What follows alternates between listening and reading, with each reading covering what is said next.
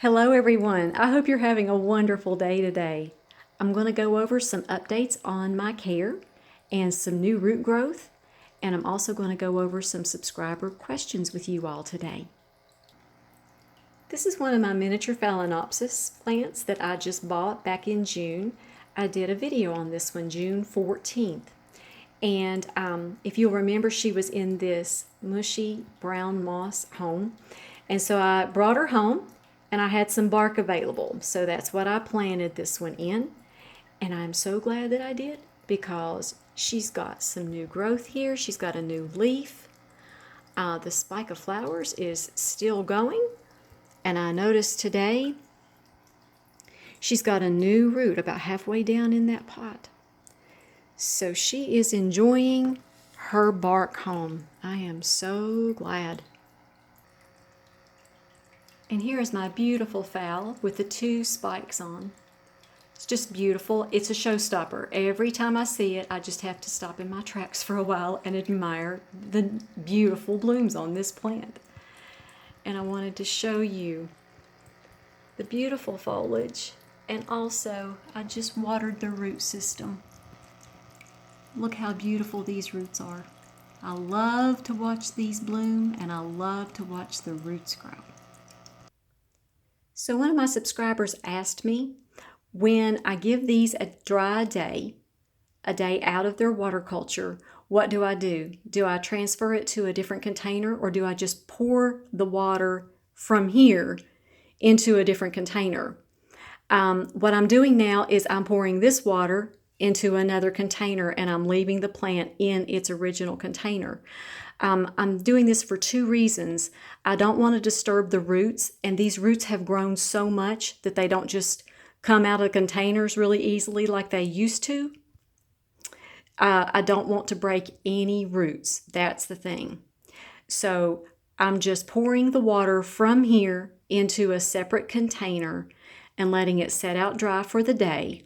And then at the end of that day, I'll just pour the water from this container back into its home. I tried a few days ago to get Phal Legato back into her home, and it was not an easy task. The roots have grown so much, and I thought I don't want to break the roots trying to get it back in its original vase. So that's another reason I decided it's just more careful to do it that way. And here's an update on my little green miniature. I was about to put this one in moss, and can you believe? I looked down in the container and there was white fluffy mold on the roots. So this one stays in this container in water culture. Sometimes they just kind of decide for you what method they want to be grown in. So this one did, but at the very last minute because I just noticed the white mold. Another subscriber question: how do I know how many dry days to give my water culture orchids? Well, you kind of just have to watch them. This little Phalaenopsis right here was having some issues with root rot. And so for about the past month, I've noticed that if I give it a dry day and a day down in water culture and alternate dry day, water culture, the root rot just stopped and the roots started growing. So today she's having a dry day. So here's the water that belongs with her. So at the end of this day, I'm just going to transfer this water back into this cup. But the other thing is I'm going to have to make a decision about her home because this root is coming to the bottom of this glass. So I'm going to have to get her a taller glass to live in for a new home. And one thing I'd like to kind of give you a heads up on is the roots are much easier to work with when they're wet. So if you're going to transfer them to a new home, make sure that you wet down the roots really thoroughly because that makes them more pliable and easy to work with, and it will keep you from breaking or damaging a root. And speaking of roots, here's our root update. Buddy just continues to grow. Look at these 2 roots that I showed you all just a few weeks ago. Look how they have grown. I just watered this one yesterday, and this is a very, very happy little orchid. And I want you to see Star as well. Oh, that sunshine is nice to see, isn't it? Look at the root growth here, the new leaf, and look at this. Yes, that is a really good root growth. Very, very happy with that. And here's my gigantic red Caribe that you all saw me repot. And it's having really good growth so far in this new pot. I am really happy with the way that this turned out. So one of my subscribers asked me, when you can't see the roots, see, this is in an opaque pot. You can't see through this. She says, when you can't see the roots, how do you know when to water? What I do in this case is I keep it on the regular watering schedule that I had it on before.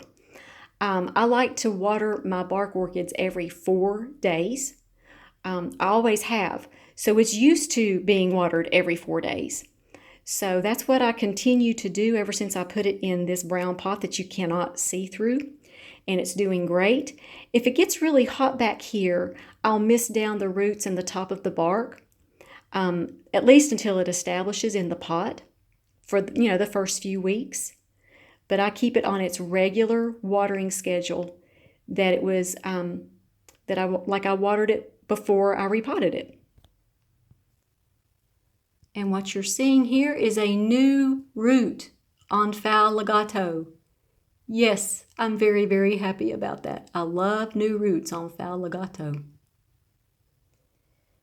And here she is in her glass vase. And this is the one that I was telling you about before in the video. I couldn't get all the roots back down in here. So I had to wet the entire root system down and very gently put her back down in her vase. So I'm not going to be taking my orchids out of their vases when I give them a dry day every week. Some of them actually get 2 days dry every week, but I'm going to keep them in their containers. I don't want to damage any roots taking them in and out of these glass vases. And I thought I would give you an example of what dendrobium roots look like when you grow them in water culture. The new roots kind of just grow over the old roots. These old roots are not mushy, they're not rotten. As a matter of fact, they're still branching out into new roots. So it's very helpful to know what you're looking for when you're growing in water culture. And this is just a good example of what dendrobiums look like when they're growing in water culture. And here's an update on my beautiful Cattleya. That new growth, the one that you see on the top, has outdone all the rest. So this plant has really enjoyed being back here on my sun porch this summer. And here's the other cane that's growing, and it's growing very fast now. So this is a happy plant. And I just noticed these new root tips this morning. So wanted to share those beautiful roots with you. These are my beautiful Mother's Day Vandas roots. Oh yes, this is a beautiful one. I believe I'm going to need to be buying a cedar basket for this Vanda. I don't believe that it's going to be able to fit into this vase for one more year. We'll see. But it has really enjoyed being out here this summer. And let me show you some spikes now. This is my Foul Intensity, which, as you know, is one of my favorite orchids. I love it when this thing blooms. And so it was a rainy day yesterday, so I staked some spikes yesterday. So that's how this spike is looking so far. And this is Norman's Mist Montclair times Cygnus Empire. And I've had this one for 7 years. Wonderful, extensive root system. And it spikes for me every year with these long, elegant, graceful spikes of white blooms. I can't wait until this one blooms. And this is our last stop on this video. This is the root system to my golden fowl number 5. Wow, what a beautiful root system. Beautiful foliage. And I staked up this spike yesterday. So hopefully in a month or so, I'll have some beautiful flowers to show you all. So you all have a wonderful day and be highly favored, deeply loved, and greatly blessed. And we'll talk to you all next time.